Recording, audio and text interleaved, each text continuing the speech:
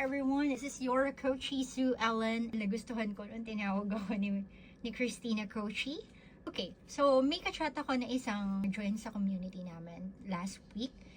And then nag-message siya sa akin ngayon kasi nahihirapan siyang i-identify yung niche niya.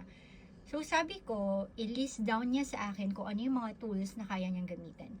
So sabi niya, basic Asana. Punta muna tayo sa YouTube. So punta ulit sa search bar.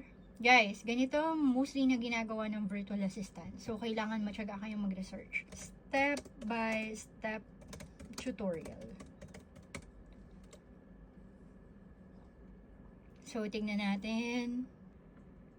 So, 4 years.